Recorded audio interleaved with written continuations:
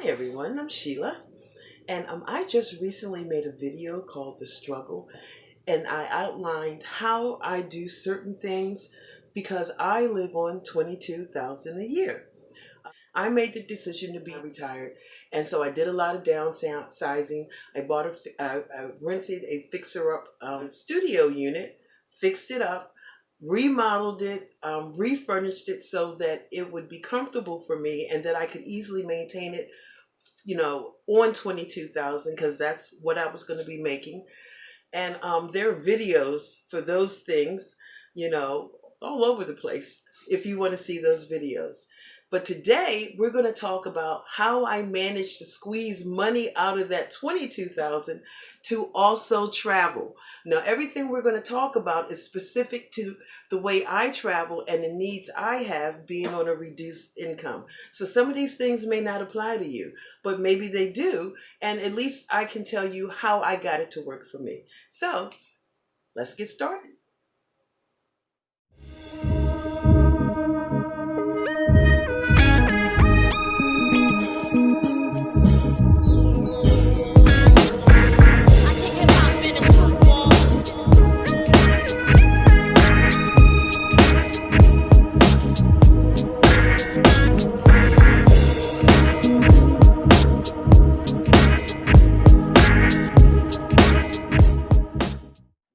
Okay, first of all, I should tell you I don't like to drive anymore.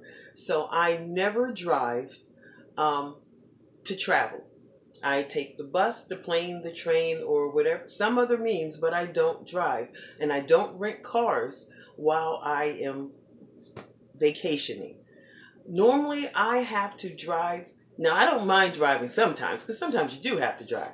I drive 30 minutes from my house to the Martinsburg train station, and I jump on the Amtrak. And the Amtrak will either take me to DC, where I can jump on a plane at Reagan National, or I can take the Amtrak to BWI, in Baltimore, where I can jump on a plane, or sometimes I actually take the train completely to my destination.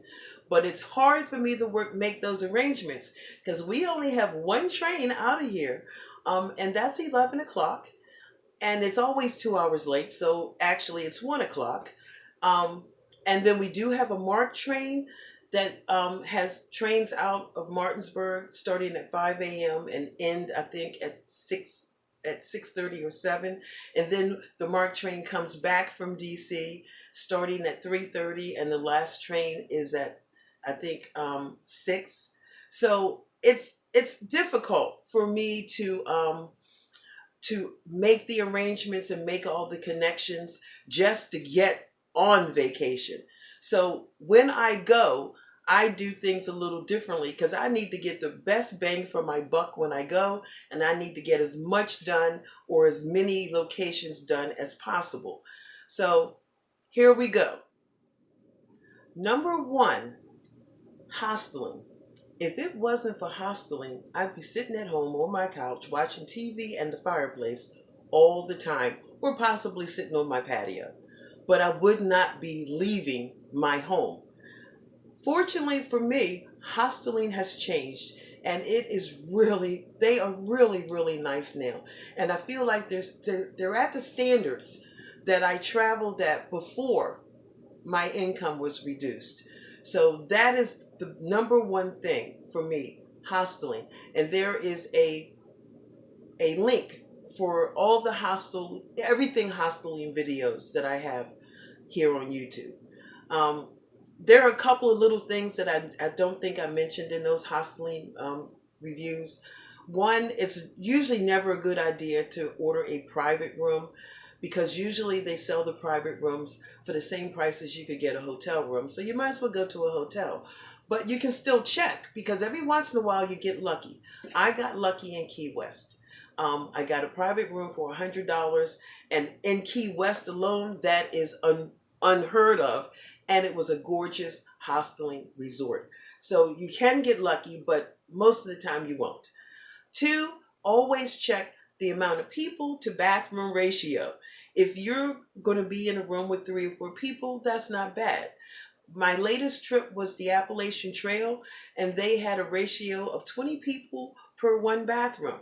I went on an off-season day, so there were only two of us there, three of us there, in that one bathroom, and that was acceptable. But you always should check the bathroom to people ratio, and normally it's pretty bad when you go to secluded places or naturalistic places like the Appalachian Trail. Number two, Amtrak. It is possible to love something that you know is worthless as heck, but it also comes in handy, and that is how I feel about Amtrak. It could be a lot better. Um, but I guess I'll accept it the way it is because I would really rather not do without it. I do a lot of my trips on Amtrak. I usually start the trip on Amtrak. Amtrak takes me to the places I can jump on my flights, or sometimes it takes me where I want to go. The problem with Amtrak is it's never on time. And that's you have to be careful about, scheduling yourself too close for connections because you can't always trust it. And so that's a bad point. Also, they don't do any type of security checks. So I mean, you could be sitting next to a terrorist. I just thought I should tell you that, okay? Now, they do have some good things. One, you can take your dog on a train. I think as long as it's not a more than a 6-hour journey, for $50 for each train they put a paw on cost you $25. And some people would say that's a lot. But for people who are pet owners, at least you can take them. And it's a better price than the airplane. The airplane will cost you between $100 or $125 per plane. So, yeah. So they do have some good points. Also, a lot of Amtrak trains have upper and lower floors. Choose the lower floor. No matter what your brain tells you, choose lower because on Amtrak, that's a palace. The lower floor has about 40 seats and it has 4 bathrooms, 2 regular bathrooms, 2 handicap bathrooms. The ladies' handicap bathroom is phenomenal. It's basically a lounge area. It's big, it's spacious, it's well lit. It's a very nice little area. The lower level is supposed to be reserved for handicapped people. Very few handicapped people ride the train. I've only seen one person being lifted into the Amtrak in a wheelchair, and they have this cute little elevator thing that they use in all the years I've been using the Amtrak. So the downstairs goes unused unless you are a savvy train rider like I am, and what you will be, since I've just told you this, you can sit there whether you're disabled or not, as long as they don't need those seats. And I would personally prefer to have a 10 person to bathroom ratio than a 100 person to bathroom ratio, which is what you will have when you are on the upper level. I've never used the sleeper compartment on Amtrak, and I never will because I just think it's too much money and I don't think it's worth it. But I've always wanted to do a sleeper compartment, and I'm going to save that for when I go to Europe because their trains are fabulous and cheaper. Number 3, air travel. I am one of those people that I don't want to pay for nothing, okay? Because remember, I live on $22,000 a year. So now that the airlines have started charging for a carry-on, I absolutely do personal size only. That way I never ever have to pay for any baggage. And since I always come home on Southwest, that does allow you to have a free carry-on. If I buy anything while I'm shopping, I know it's not going to be a problem, with me having to pay for baggage. Now, there are only 4 airlines that still allow free carry-on in their economy basic flying program, and that is JetBlue, Delta, of course my beloved Southwest, and Hawaiian Airlines. Southwest, I know for a fact, if you buy a refundable ticket, they will actually refund you real money back. If you buy a non-refundable ticket, they will issue you a credit. But they don't charge you any fees to do this. And for me, that is fabulous. So I will use some of the cheaper airlines like Spirit and Frontier, for my in between, while, between my two destinations, and I do other stuff in between. But as far as the trip home, I will only do Southwest because if anything goes wrong, I know I can still get home.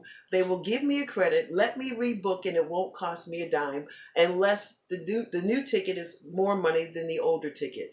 But to me, as a budget solo female traveler, I know I'm going to get home. Number 4, buses. Don't be this girl who had to take a bus between Miami and Key West because the bus was only $20. Okay? The flight was 153. So I took the bus. I assumed nobody drove the Greyhound anymore. Silly me. I waited till the day before I was supposed to be in Key West for my reservations and thought, oh, let me go ahead and get my bus ticket. Number one, the bus to Key West wasn't full. It only cost me $20, which is what I had already done my research and I knew. The bus from Key West back to Miami was absolutely full. And they charged me twice the amount of money because I managed to get one of the few two tickets left. I almost blew that trip because I had some kind of prejudice against buses. Well, I still got prejudice against buses. I will not step foot on the Greyhound unless there's no other alternative. It was the worst experience of my life. The bus leaked, and there was nothing they could do about it. And this poor woman was sitting under the leak in the bus, and they gave her an umbrella. And also, the people on Greyhound, oh, God, forgive me for being judgmental, but these people I would never want to be friends with. I just don't understand buses. But the point is, they are a necessary evil if you don't drive, or you can't Uber. But know this, if you find that you need to be on a Greyhound or a Megabus is a lot better. No problems with them at all, okay? None. They are actually very comfortable, and the people seem to be very nice. And the buses don't break down. You need to order that ticket in advance just like you would a train ticket or a plane ticket because there are a lot of people who ride the Greyhound and you could find yourself in the position I was almost in. Don't just discount them and think they're just going to be there for your convenience. People use them. Number 5, Uber. I don't even know what to say. When they discovered Ubers. Oh my God. I just, Uber, everybody's best friend. The same price you would pay in a taxi cab to go from the airport to your hotel, which is like what? A mortgage payment? You can take that same drive in Uber for $5. What more do I need to say? Now, I know that there are people who don't like getting into cars with strangers. Well, I get that. I'm a woman who will not sit at a bar because I just don't think women should unless you're looking to get picked up. I'm sorry, people. I'm old-fashioned. But I will jump in an Uber while it's still moving because sometimes you have to. I don't care. I love me some Uber. And if it wasn't for that, I probably wouldn't be traveling now because taxi cab fare is just astronomical. Even when I was making $100,000 a year, I hated getting in a cab. Now I can't even afford to look at a cab. Thank God for Uber.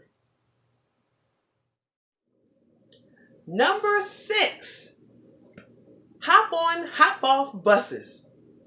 Because the way I like to travel, I want to see it, but I don't necessarily want to get all up close and personal with it. Just show me where it is. Oh, okay, yay!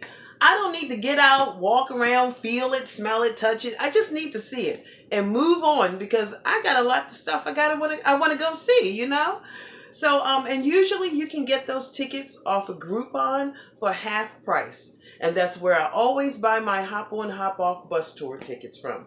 Also, a lot of major cities have what they call tourist trolleys that also, run around the city and show you things, and they're usually a buck or two. That is how I do all of my sightseeing. If it's not on a hop on, hop off tour, it probably wasn't worth seeing anyway. So, hop on, hop off tours. A girl on a budget's best friend. Number 7, open air food markets. I love to eat.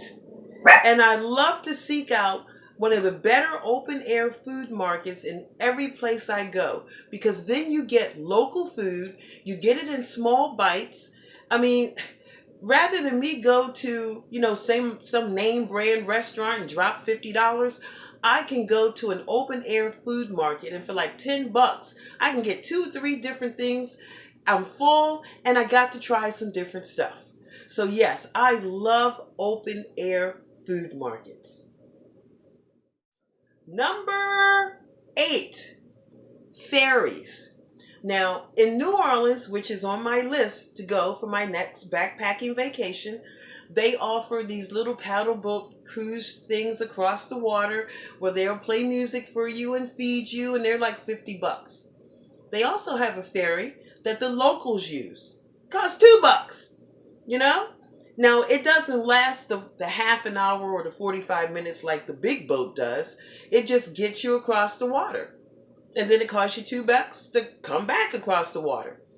My thing is, I don't need you to entertain me, okay? If I want music, I'll go someplace that has music. If I want bad food, I'll go someplace that has bad food. I just want to be on the water. And for $4, it suits me. So I always seek out ferries whenever I'm someplace that has water, because it gives me what I need at not the tourist price, the tourist markup, and all the cheap tourist trap they throw in, just so you can pay the $50. Ferries. Who knew? Number 9. I think I got 8 wrong the last time. Sorry. Something called Air Wanderer. Now, disclaimer, I have not used this service yet, but it is the service that I am going to use for the next backpacking vacation that I do in February or March. And it's going to be between 8 and 10 days. But the reason why it's going to be between 8 and 10 days is because it is my intention to visit 4 different cities and spend a day and a half or 2 days in each city. And I also have to, throw in that I'm going to take the train to Chicago. So it might be 5 cities. And the train is like, what, 16 hours? And let me say this real quick. I know we're off topic here, but please forgive me. There is a misconception about train travel. People assume that only poor people and terrorists ride trains. But trains are not cheap. I can fly from Reagan National to Orlando in 2.5 hours for $58. The train from Union Station to Orlando cost $158, and it's like a 17-hour ride. So that misconception about the train being cheap, it's not only is it more expensive than flying, it takes longer. Back on topic. I like the idea of booking a flight from Reagan National to New Orleans, and then stopping in Orlando and stopping in San Antonio, because it's so difficult for me just to get out of here. Let me hit as many places as I can while I am out. And I have a little piece of footage about this website. So this is what the actual screen looks like.